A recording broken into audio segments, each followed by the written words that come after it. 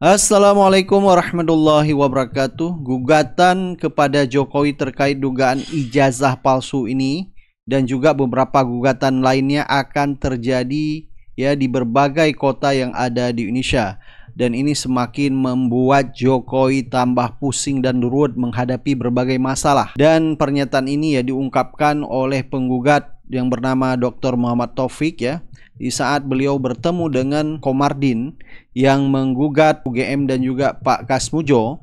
Jadi beliau berkolaborasi dengan Pak Komardin ini dalam gugatan PMH ijazah Jokowi. Coba kita lihat statement dari Pak Taufik. Tadi saya Dr. Muhammad Taufik, pengacara tipu UGM ya, yang menggugat Jokowi di Surakarta. Ayo Andika mana Andika? Jadi kami mau berkolaborasi, bentuknya kami mengajukan diri sebagai penggugat pihak ketiga atau kalau di dalam bahasa gugatannya namanya hooking. Jadi kami sudah berkomunikasi dengan Abangda Insinyur Komardin SMSH. Kita akan berkolaborasi seluruh Indonesia sebenarnya ya. Di sini mungkin kita Ponorogo gugat traktor, itu semua jadi Pak Jokowi itu insya Allah kami gugat ya. Dan kami datang dengan tim ini. Hari ini yang pertama kami akan mendaftarkan surat kuasa, kemudian mempelajari gugatan, dan yang menarik kami juga akan melibatkan teman-teman pengacara Jogja. Insya Allah ada dua, nanti Bedi Al-Fahmi sama Anteng Pak Budi juga akan ikut bergabung. Jadi memang kita bentuk poros ya, poros Makassar, Solo, Jogja, Madiun, Ponorogo. Jadi gugatan ini saya akan bikin wisata Pak Jokowi bukan lagi ke rumahnya, tapi dari pengadilan ke pengadilan ya. Oke. Total berapa orang Pak? Kalau dari kami timnya 10, tapi hari ini yang datang hanya 4 orang. Diwakili saja. Ya. Pak, kolaborasinya biar supaya lebih aman. Nah, kolaborasinya biar mengerucut bahwa tuntutan kami PMH, kemudian yang kedua gugatan itu bisa sifatnya konsensus sengketa lah. Kami ini sengketa. Apa? Sengketa masyarakat atau warga negara yang dijanjikan selama ini oleh Pak Jokowi tapi tidak terrealisir. Yang ketiga, gugatan itu bisa juga yang sifatnya volunteer atau permohonan. Nah, kami memakai yang kedua, sengketa. Sengketa apa? Antara warga negara dengan negara. Pertanyaannya, apakah kami punya legal standing? Punya. Karena kami ber-KTP Indonesia, punya pekerjaan, ya tentu kita punya hak untuk mengajukan gugatan kepada mantan Presiden Republik Indonesia. Mantan Presiden apa masih jadi bagian negara? Kenapa? Nggak ada, saya mau tanya Anda, Jokowi sekarang warga negara Indonesia bukan? Saya Enggak, saya tanya, boleh tanya? Saya bertanya Pak. Boleh, saya tugasnya juga jawab. Lanjut makanya. Saya nanya Pak, apakah kemudian dalam konteks itu kan? Lah Anda tanya dulu konstruksinya apa, PMH itu apa dulu? Ya monggo Pak dijelaskan. PMH itu perbuatan melawan hukum orang yang sudah berjanji, janjinya tidak ditunaikan. You are the president or you are not president, janjimu ditunaikan. Itu aja. Ya. Pak Jokowi masih hidup, Pak Jokowi sudah hukum. Jadi yang berjanji itu cuma dua, sudah hukum. Kalau dia masih sudah hukum, dia masih bisa digugat.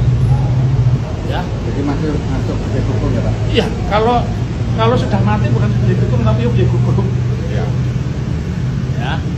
Ini saya serahkan ini yang kami akan dokumen-dokumen yang kami akan minta kepada pihak ini. Baik, coba kita dengar ya beberapa komentar netizen di sosial media terkait pernyataan Dr. Taufik yang akan menggugat Jokowi di berbagai kota di Indonesia. Komentar dari Owi Ribon, namanya itu sumber dari segala sumber masalah presiden terkorup nominasi OCCRP. Jadi menurut netizen ya, Jokowi ini bakal digugat berbagai macam masalah, apalagi sudah dinobatkan sebagai orang terkorup nomor 2 di dunia. Ada komentar dari Lucky, sebaiknya dimulai dari Aceh, jalan terus sampai ke Lampung, dan yang nanti berakhir di Papua. Tapi saya ragu saat dia berada di Sumatera Barat. Banyak netizen sangat setuju ya Jokowi ini digugat di berbagai daerah. Ada komentar dari pejabat sampai Sumbar langsung diusir. Ada komentar dari Permata Ruri, selama Jokowi berbohong dia menikmati gaji, fasilitas, bahkan semua keluarganya juga ikut menikmati dari pajak yang dibayar oleh rakyat Indonesia. Sekarang saatnya dia mempertanggungjawabkan semua kebohongannya. Semoga sukses Pak Taufik dan kawan-kawan. Pengadilan tidak semua brengsek. Jadi netizen ya mengatakan bahwa pengadilan tidak semua brengsek. Mungkin dari berbagai provinsi atau berbagai kota di daerah ya masih ada pengadilan-pengadilan yang memang orang-orang yang baik ya, yang benar-benar melihat kasus ini, melihat secara adil. Jadi banyak masyarakat maupun netizen menduga bahwa pengadilan ini kadang-kadang memang masih di bawah tekanan Mulyono, jadi bisa saja berbuat tidak adil. Ada komentar dari Maria, apa yang ditabur akan dituai. Kebohongan selama jadi wali kota, gubernur dan presiden akan dituai di hari pensiunnya. Belum lagi jagain kursi anaknya yang terus digoyang. Ya Allah, karma hari tuanya itu. Jadi menurut netizen ya, kemungkinan Jokowi tidak bakal tenang di saat hari tua. Ya, semua kebohongan-kebohongan yang pernah Jokowi lakukan akan terbongkar, apalagi dengan gugatan-gugatan sekarang yang terjadi kepada Jokowi ya, gugatan ijazah palsu. Belum lagi nanti kita lihat ya, bakal ada gugatan-gugatan yang bertubi-tubi terhadap Jokowi ini. Jadi bisa-bisa dia tidak menikmati hari tuanya. Ada komentar dari pejabat, dan pasti akan kena azab dia, nggak bakalan bisa tidur nyenyak lagi dia. Ada komentar dari Tre Mahdi, semoga Allah gantikan pemimpin-pemimpin yang suka bohong, bodoh, zalim, rakus beserta pengikutnya dengan pemimpin yang amanah dan berakhlak mulia. Komentar dari Nani Indriani, sampai akhir hayatnya Jokowi akan terus dikejar oleh dosa dan kesalahan, dikejar dunia dan dikejar di akhirat. Ya, fakta memang kita lihat sekarang ya, di dunia saja Jokowi sudah digugat berbagai kasus ya. Ada kasus mobil SMK, dugaan ijazah palsu, belum lagi nanti bakal ada kasus lainnya ya, kita tidak tahu. Ada komentar dari Eko, nggak apa-apa, latihan dulu sebelum tuntutan di padang mahsyar yang pastinya lebih dari apa yang pernah dibayangkan manusia. Nah, ini ada juga ya video dari netizen ya, Ustadz yang lagi berceramah mengatakan orang-orang yang masih membela, yaitu orang yang mempunyai ijazah palsu, yang seperti kondisi yang terjadi kepada Jokowi. Banyak sekali ya pendukung-pendukung Jokowi, fakta yang sudah terungkap, terbongkar bahwa Jokowi seorang pembohong. Fakta-fakta dan kebohongan Jokowi yang terungkap di sosial media, pendukung-pendukungnya ini tetap membela Jokowi. Walaupun Jokowi punya ijazah palsu, bagi mereka itu tidak masalah, yang penting Jokowi yang terbaik katanya. Nah, ini ada ceramah dari seorang ustadz yang mengatakan bahwa inilah konsekuensi orang yang membela seseorang yang punya ijazah palsu. Apa konsekuensinya? Coba kita lihat videonya. Imam Ibnu Katsir ketika beliau menafsirkan Quran surah Al-Maidah ayat kedua ini, wa ta'awanu 'alal birri wat taqwa wa la ta'awanu 'alal itsmi wal 'udwan, dan tolong menolonglah engkau dalam kebaikan dan ketakwaan, serta janganlah engkau tolong menolong dalam perbuatan dosa dan permusuhan. Imam Ibnu Katsir ketika menafsirkan ayat ini, diantaranya beliau kemudian mengutip salah satu hadis Rasulullah Muhammad sallallahu alaihi wasallam. Bagaimana bunyinya?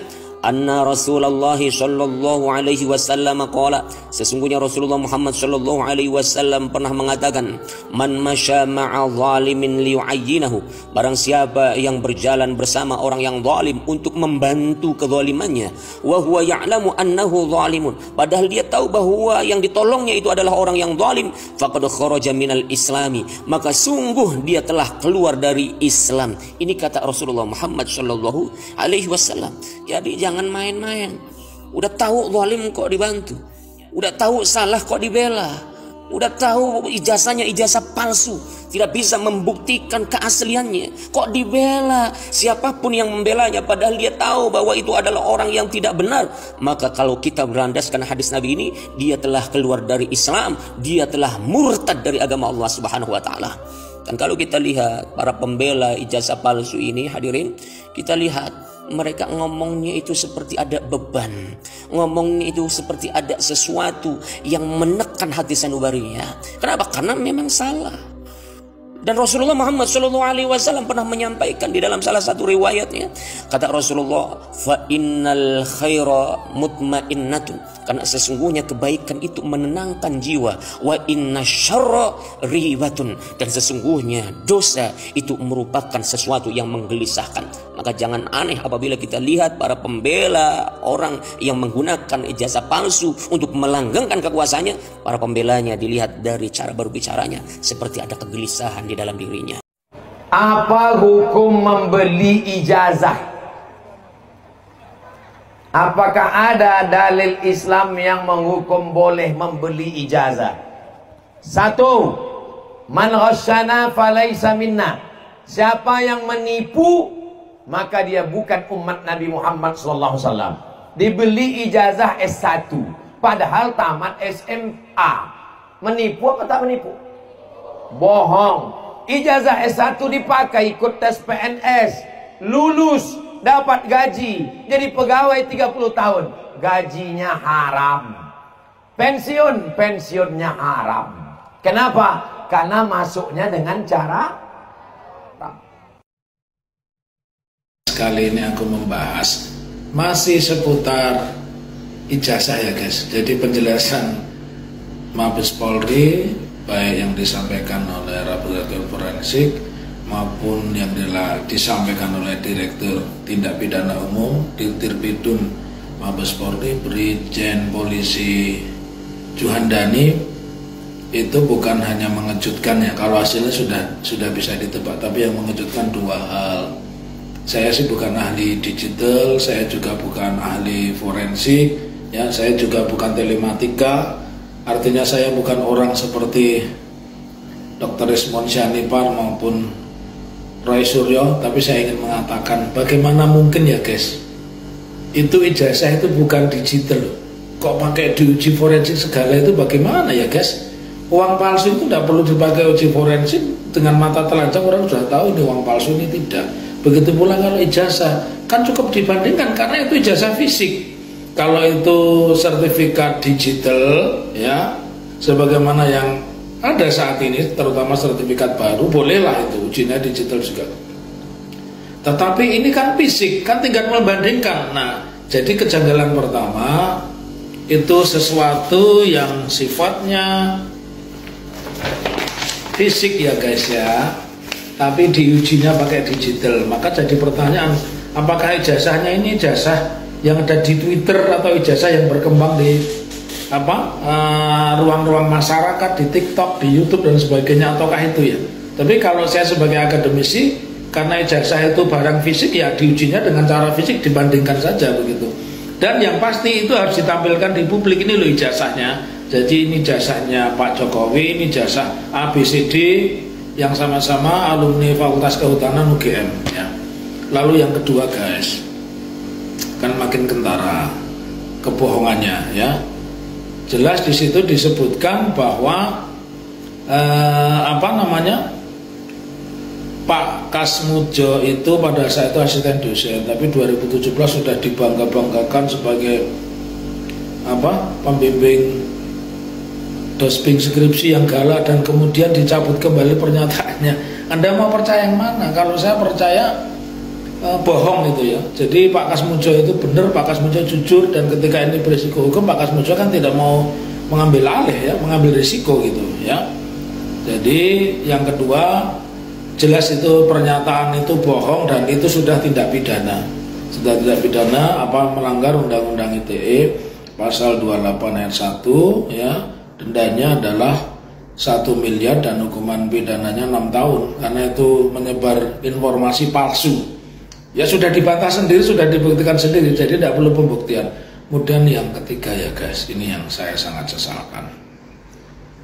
Tidak semua anggota Polri itu jelek, tetapi dengan pernyataan Brigjen Polisi Juhandani yang teman seangkatan Pak Sigit Suryo Prabowo ya, Sigit Listio Prabowo, Sigit Listio Prabowo, karena ada nama lain Jenderal Suryo Prabowo, tapi ini Jenderal Polisi Sigit Listio Prabowo itu teman seangkatan dari Juhandani. Jangan memaksakanlah Pak untuk bisa segera dapat bintang 2, tapi kacau tugas kepolisian tidak boleh mengatakan asli tidak asli, tidak boleh mengatakan sah dan tidak sah, tapi itu wewenang pengadilan. Jadi polisi jangan menjelma menjadi hukum yang hidup, jadi penyelidik sekaligus, jadi penyidik, jadi penuntut dan jadi hakim. Yang ini sudah dilakukan dan itu tidak benar ya. Sebagai orang yang setiap hari mengkaji peraturan, setiap hari baca buku-buku apa yang dilakukan oleh Pak Juhandani, yang seolah mengambil alih peran pengadilan dan seolah ingin skenario ini selesai di Mabes Polri. Saya yakin ini di balik ini adalah ada orang-orang yang bukan hukum yang menginginkan supaya seolah-olah kalau sudah ada pernyataan dari Laboratorium Forensik Mabes Polri itu perkara perdananya berhenti dan perkara pidana yang lain berhenti, terus kemudian orang-orang tidak setuju dan tersangka. No, bukan begitu. Sebab apa? Isu ijazah palsu ini sudah menjadi konsumsi publik, sudah lama, bukan baru hari ini. Karena itu luruskanlah dengan cara yang benar. Yang pertama, Mabes Polri bukanlah lembaga pengacara yang membela seseorang, ya. Kemudian yang kedua, uji forensik Mabes Polri terhadap ijazah itu janggal, karena itu tidak perlu uji forensik, cukup dibandingkan dengan mereka yang memiliki ijazah dan lulus yang sama. Kemudian yang ketiga, tidak ada alasan bahwa setelah diumumkan ijazah itu dinyatakan asli maka semua perkara berhenti, karena wilayah perdata dan pidana tentu berbeda. Salam akal waras, tetaplah menjadi orang baik, orang yang cinta pada kebenaran, orang yang cinta pada kebaikan. Merdeka.